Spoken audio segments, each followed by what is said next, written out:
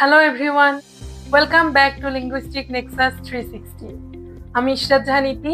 আজকের ভিডিওতে কথা বলবো গ্রামারের আরো একটি কনফিউশন নিয়ে, সেটি হলো সিন্স এবং ফর।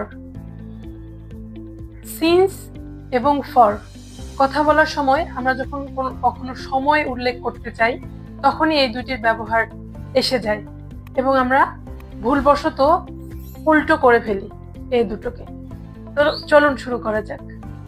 সিন্স দ্বারা নির্দিষ্ট কোনো একটি সময়কে বোঝানো হয়, অর্থাৎ স্টার্টিং পয়েন্ট। যেমন I have been living here since 2010। আমি এখানে 2010 সাল থেকে বসবাস করছি। এই যে 2010 সাল থেকে, কখন থেকে?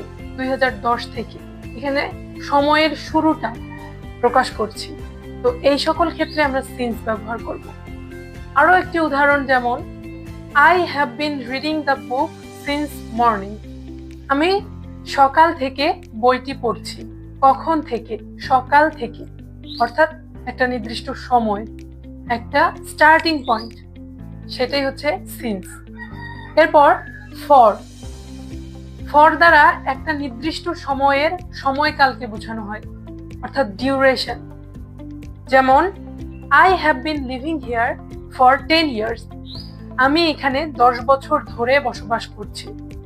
এই যে 10 বছর ধরে, একটা কিন্তু সময়ে কাল বোঝানো হচ্ছে, ব্যাপ্তি, সময়ের ব্যাপ্তি, এটাই হচ্ছে ফর।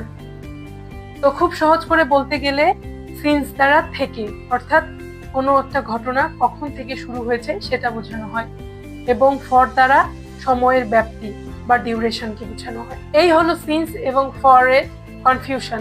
আশা করি আজকের ভিডিও থেকে আপনারা এই দুটির মধ্যে যে কনফিউশন রয়েছে তা দূর করতে পেরেছেন। পরবর্তী ভিডিও পাওয়ার জন্য লিঙ্গুইস্টিক নেক্সাসের সঙ্গেই থাকুন।